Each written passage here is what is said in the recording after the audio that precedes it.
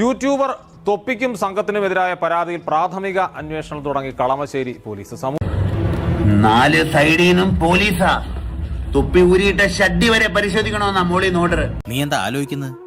ഞാൻ നാട് വിട്ടാലോ എന്ന് ആലോചിക്കുക. ഇങ്ങനെ തൊട്ടതിനും പിടിച്ചതിനും ഒക്കെ നാട് വിടാൻ തുടങ്ങിയാൽ ജീവിതകാലം മുഴുവൻ നീ ഒരു ടൂറിലായിരിക്കും. റാംബോ പോയ വഴിക്ക് തീ വരെ വന്നു.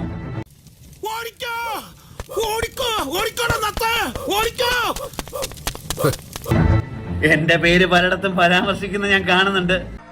ഷൺമുഖന്റെ കന്നിക്കാഴ്ചയൊന്നുമല്ല, പക്ഷേ എവിടെയോ ഉള്ളിലൊരു നീറ്റല്. ഒരു കാര്യത്തില് തൊപ്പി നിയാതെ എനിക്ക് ഞാൻ നിനക്കെതിരെയാണ്. ഹനാൻ ഷായുടെ കേസിൽ നീ ഉണ്ടായിരുള്ളൂട്ടാ. സജി മാത്രം ഉണ്ടായുള്ളൂട്ടാ. അത് പറയാൻ പാടില്ലായിരുന്നു. ഭയങ്കരമായ അപരാധമായിപ്പോയി. ആ എരണം കെട്ടനോട് ചിലക്കാണ്ടിരിക്കാൻ പറ. സൗഹൃദങ്ങളായിട്ട് നമ്മള് വളരെ ക്ലോസ് സൗഹൃദങ്ങളൊക്കെ ആയിട്ട് പോകുമ്പോ കമന്റ്സ് അടിക്കാത്ത ആൾക്കാരുണ്ടോ? കമന്റ്സ് അടിക്കും. ഞാനൊന്ന് ചോദിക്കട്ടെ, പെൺകുട്ടികൾ ഇങ്ങനെയാണ് വളർത്തുന്നത്? എന്തുള്ളത്തിനും പറയാനാണോ? നമ്മള് നല്ല നല്ല ആന്റിമാരെ ചേച്ചിമാരെ ഒക്കെ വായി നോക്കാറില്ലേ? തെറ്റാണോ? അതൊക്കെ തെറ്റായിരിക്കാം. നിന്നെ കണ്ടിട്ടൊരു പൂവാന്റെ ലുക്ക് ഉണ്ടല്ലോടാ. Social service through pornographic distribution.